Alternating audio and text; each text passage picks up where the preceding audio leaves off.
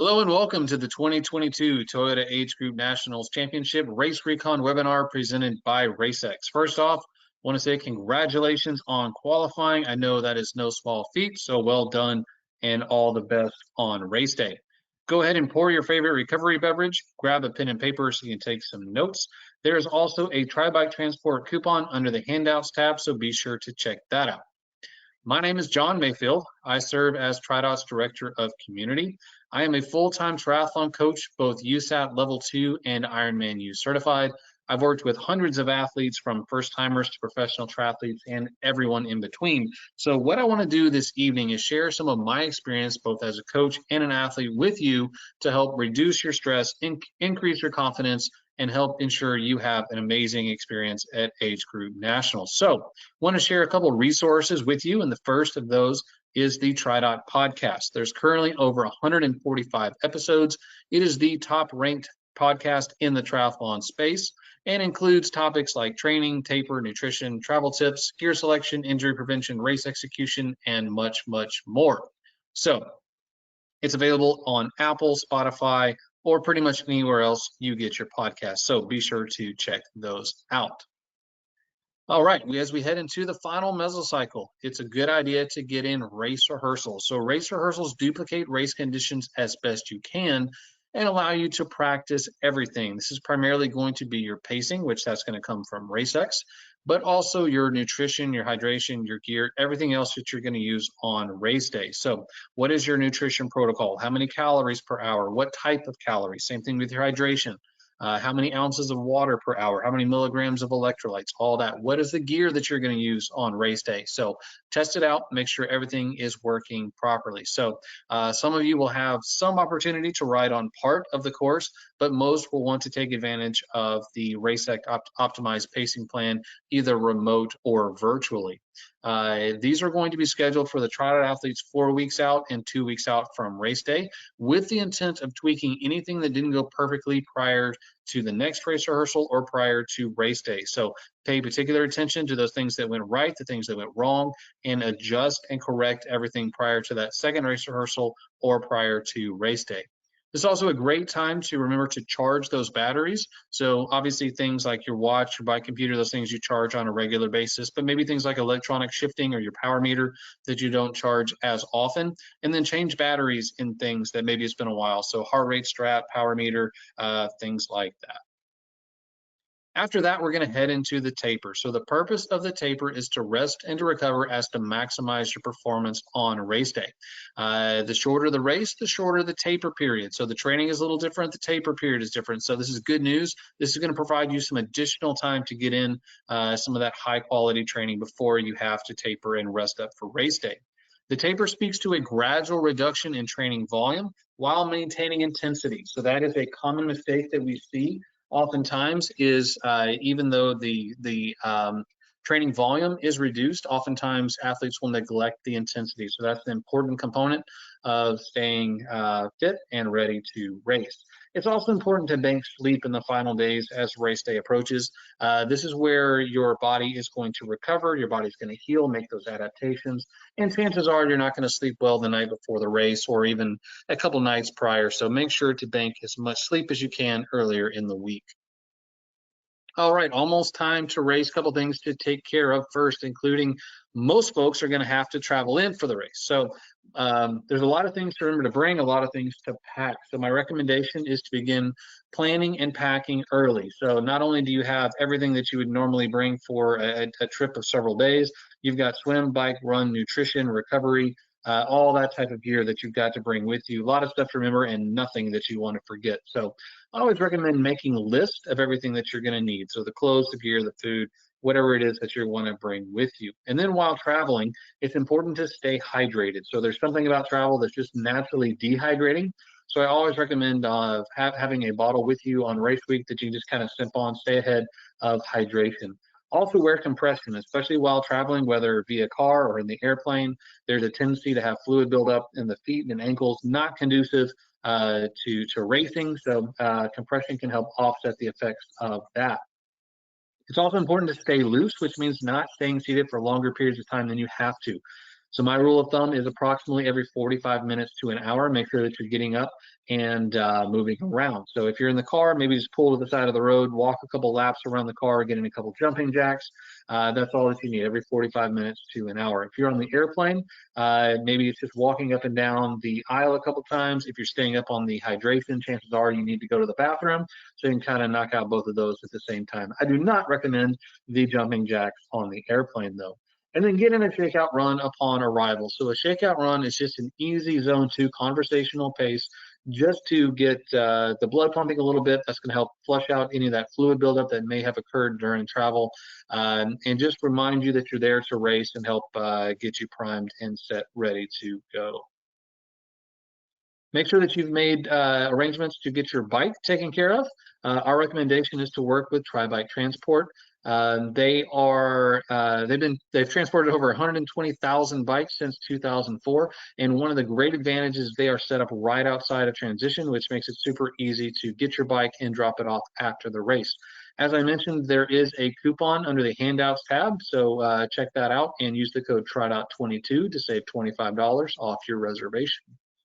I probably don't have to tell you to keep an eye on weather for a good reason. Triathletes are known for obsessing over the forecast, so it's for good reason.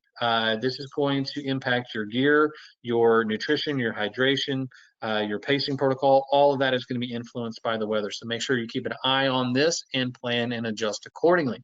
So based on historical averages, we can expect highs somewhere in the mid 80s with mornings somewhere in the low 60s. So a relatively cool start, getting warm to hot later in the day. So make sure that you're keeping an eye on this and adjusting your plans accordingly. So when racing in the heat is important to take into consideration from the very beginning, starting with the swim. So this is going to most likely be a wetsuit legal swim. Water temperatures are give or take 70 degrees, so that's going to be well below the threshold to wear a wetsuit. But keep in mind, this is a shorter distance race, which means higher intensity. So keep that in mind when making your wetsuit selection. Do you want to wear a full sleeve suit, a sleeveless suit, maybe even a swim skin to help control that core temperature? And then you're going to want to stay ahead of hydration. So this means early on in the bike, starting to get in both hydration and calories to stay ahead of that, and taking advantage of the ice and cold water. So I always recommend taking cold water on the bike.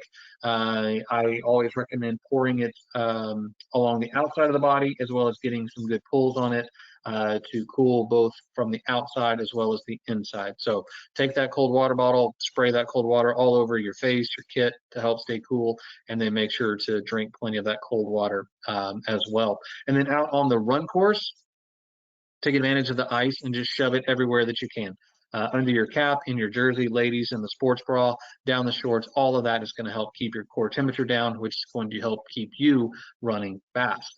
And then cover as much skin as possible. So this starts with a cap or visor, and then perhaps even cooling sleeves. I recommend going with the sleeve kit as opposed to the sleeveless kit for several reasons, one of which is to minimize the amount of skin that is exposed to the sun.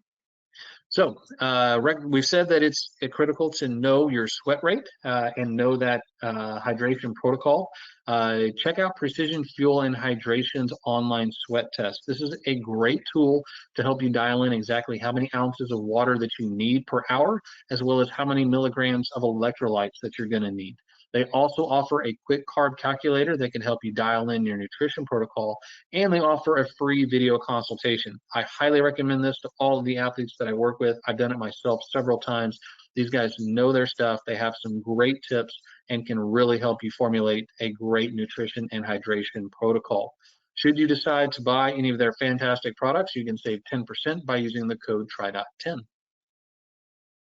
All right, upon arrival in Milwaukee, you will want to check in. That is at the Milwaukee Art Museum lawn.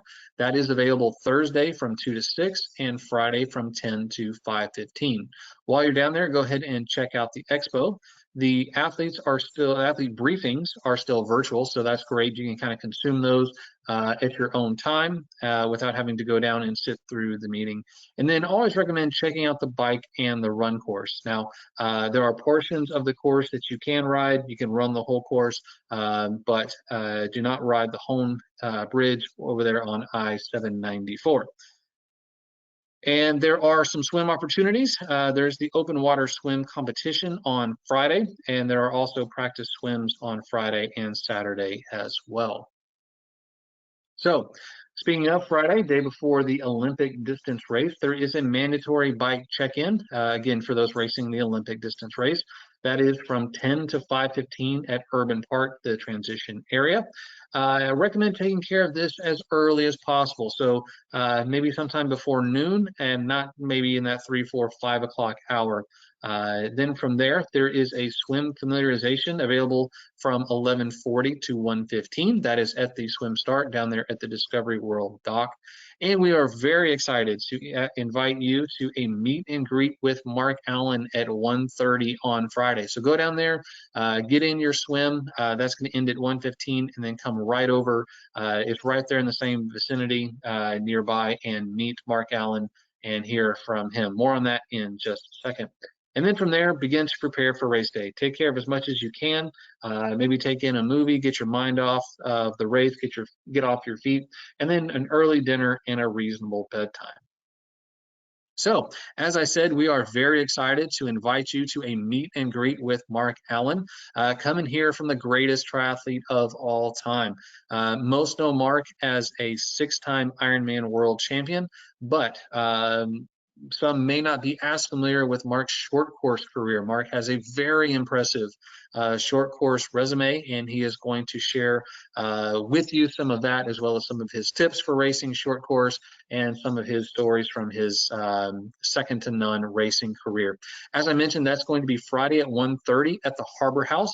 So the Harbor House is directly there behind the swim start. So it's just a short walk. You can park once and go down and do that swim that ends at 1:15, and then head right over to Harbor House. And again, this is free and open to anyone that would like to attend. So we're going to be sending out some information on this via email, as well as posting to social media. So we hope to see you there. All right, and for those racing the sprint race on Saturday, you will have your mandatory bike check-in from 2:40 until 4:45. Again, recommend taking care of that as early as possible. Your practice swim is from 3 to 4 down there at the Discovery World dock. And then once that is done, make sure to go ahead and do as much as you can in preparation for race day. Take in a movie, early dinner, reasonable bedtime. All right, headed into race day. Olympic on Saturday. Keep in mind there is no on-site parking. Be sure to check out the website to know exactly where those parking locations are. You don't want to park in the wrong spot and get towed. That'd be a long bike ride home. Transition is open from not 5 to 7, but 4:55 until 6:55, with the first wave going off at 7 o'clock. That is going to be the men 24 and under. Once that starts, there are waves that go off every 5 to 10 minutes. And there are 24 waves that have to go off. So that means the last wave is going to be starting at 9:51. Know your swim wave time and plan accordingly. So what that means is if you are in one of those later waves, you're going to need to adjust your hydration and nutrition. It is going to be 7 o'clock when transition closes. It's going to be almost 3 hours later before you start the race. So that means getting in additional calories, additional hydration, to bridge that gap in time. Also keep in mind that if you're starting the race at 10 o'clock, chances are you're going to be finishing afternoon when that heat is going to be greater. So make sure that all of that is taken into consideration when planning out your day. For those racing the sprint, same thing, no on-site parking. Be sure to check out the map for those locations. Transition is open from 4:55 until 6:55, with the race starting at 7 o'clock for the men 25 to 29. The waves go off a little bit quicker on Sunday for the sprint race. They start every 4 to 5 minutes. There are 26 waves, with the last wave scheduled to go off at 9:23. So likewise, almost 2.5 hours between transition closing and the start of that last wave. So make sure that you are planning for that and taking all of that into consideration. So for those that are taking advantage of the back-to-back racing days and racing both, you will have separate bib numbers for each race, and you will need to switch those from your bike, your helmet, you'll switch wristbands and your your numbering as well. So you must remove your bike and gear from the rack after the Olympic distance race. They do have secured unnumbered racks in transition, or you can take your bike with you. So my recommendation would be to take your numbers with you. So to bring those sprint numbers with you to race the Olympic. That way you finish the Olympic distance race, you go in, you swap out those numbers with your sprint. You can leave it on that rack overnight. You can take your bike with you if you'd like, but that should make it easier come race morning. So on to the swim. The water temperature will be announced at the briefings as well as down there in the expo area. We are expecting water temperatures somewhere in the low 70s on race day. So nice and comfortable, well below the 78-degree threshold. But as I mentioned before, you may or may not want to wear a wetsuit, maybe wear a sleeveless suit, kind of depending on where those water temperatures fall. As we mentioned before as well, it is a wave start by age group, so know exactly when your wave is going to start and how long that means you're going to be waiting around. Both the sprint and Olympic distance courses are one loop. You will start there at Discovery World and head out towards the bridge, swim under the bridge. The sprint then is just a little out and back. The Olympic distance goes a little bit longer and does kind of a loop through that larger section of the lake and heads to the swim out. It is mostly southwest and then to the northeast, so there will be some time where you will be sighting towards the sun, so make sure you take that into consideration when making your goggle selection. From there, sight off and settle into your pace and have a great swim. As I mentioned, both the sprint and Olympic distance will start there on the dock, head across that first section of the lake, head under the bridge. That bridge is plenty wide, so that with the wave start, it does not typically get very congested. Plenty of room for everyone, and a great sighting opportunity to get the race started. For those racing the sprint, as I mentioned, it's 2 pretty quick 90-degree turns, and you head to the swim exit. For those racing the Olympic distance, you'll come a little bit further, swim around kind of a lollipop shape there in the lake, and then head to the swim exit. Plenty of buoys to mark everything and know exactly where you are headed. So transition is big. It's easy to get lost, easy to get confused. You can lose valuable time if you don't know what you're doing. So the swim in is in the southwest corner of the transition area, and you'll want to know exactly where your bike is. So when you're dropping off your bike the day before, when you're setting up before the race, make sure you're paying attention, finding those landmarks, knowing which row you're on, so that you don't waste time, don't get lost in transition. Once you come in the southwest corner for the swim in, you will bike out in that northeast corner. So you'll have to go all the way across this relatively large transition area. Bike in is the same location as the swim in, and run out is the same location as the bike out. So both times you enter transition, you will do so through the southwest corner. Both times you exit transition, it will be in that northeast corner. So walk through this prior to race day, know where your bike is, know where you're going, which way. If you start on one side of transition and head to the wrong way, you're going to lose a lot of valuable time. Both the sprint and Olympic bike course are one loop courses. They start north, then you will U-turn, head to the south. So that first U-turn has a pretty significant hill. This is one of the perhaps the most challenging section of the bike course where you're going to get the most elevation. And then you will return back to transition. There's also a little bit of climb as you cross over the interstate, not as much as that turn there at the U-turn. But again, always recommend going and seeing the course prior to race day so you'll know exactly what you're in store for. Chances are there will be some wind coming off the lake, so it will probably be a side wind, kind of depending on the forecast, maybe helping one way, hurting the other. But keep an eye on the forecast, know exactly what you're in store for as far as wind goes. 190 feet of gain on the sprint course, 415 feet of gain on the Olympic distance course. So again, relatively flat with just a few sections where you may have to upshift a gear or two. Know the rules. So this is something that is a little bit unique to age group nationals. I will say there are more referees out on the course, and they are more stringent with enforcing those rules. So some of the things that might not be enforced on another race will likely be enforced here. So make sure that you know those rules, make sure you're abiding by them, and you don't want to get a penalty. So make sure that you know what you're doing. Make sure to follow RaceX pacing to produce your overall best race results. So kind of like the swim, the bike course for the sprint and Olympic distance are largely the same, with the Olympic distance course headed out just a little bit further. I will say that those elevation charts are probably maybe not, the course is maybe not as scary as that looks. Again, just based on the total elevation, the course isn't completely flat, but there's not a whole lot out there. So just a couple hundred feet over both of these. So it's a good, nice course, going to be fast and enjoyable. So, as I mentioned, RaceX produces optimized pacing plans to produce your overall best race results. The optimization is individually based on the course profile, as well as the weather conditions, your FTP, your body composition, your bike profile, and much more. So the bike course is segmented and specific wattages are prescribed to produce your overall fastest race results. So we're not just looking for your best bike split, but your best overall race results. And then run pacing is prescribed as power or grade adjusted pace. So what's going to happen is this will all be optimized specifically for you. You'll know exactly what wattage you need to be at for each segment of the course. You'll know exactly what pace you need to be holding for the run, again, to produce your overall best race results. It's super easy to use. You can export your plan to your Garmin device for real-time prompts. So as you approach one of these segments, a little pop-up will appear telling you exactly what wattage you need to be holding for that segment. So it takes all of the guesswork out of your race execution.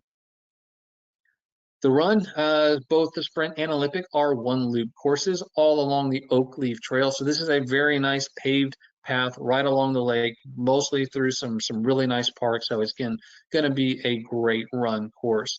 There are 3 aid stations available on the sprint course, with a 4th available for the Olympic distance.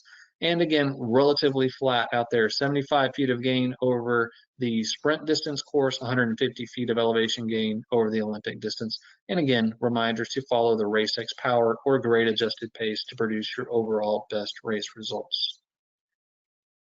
So like the swim and bike, the sprint course is very similar to the Olympic, with the Olympic just extending on, going a little bit further out there. But again, largely hugs the lake and is largely all through these parks along this quite nice path. So it's a great run course, both the sprint and Olympic distance. Make sure you enjoy the finish. This is an epic race you've qualified for. You've put a lot of work into it.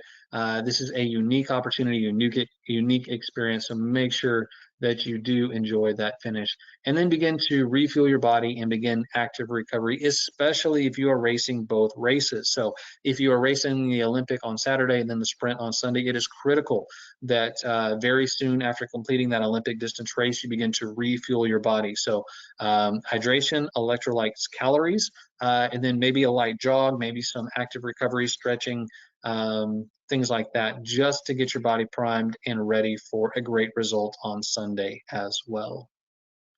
The top 10% of age group finishers will be recognized as All-Americans. So good luck to all of you on that, and congratulations to everyone that will achieve that. And we hope the webinar has been beneficial to you. We hope you've enjoyed it. If you are racing any other times later this year, or perhaps even next year, be sure to check out our full offering of webinars. Those are available at myracex.com/race-recon. All right, that's what I got for you. I want to wish you all the best on race day. I look forward to seeing you guys out there. Again, I want to invite everyone out to come meet and greet with Mark Allen. Come see the greatest triathlete of all time and hear what he has to say, what tips and advice he has for your race day. So once again, thank you for attending. Have a great race, and we'll see you soon.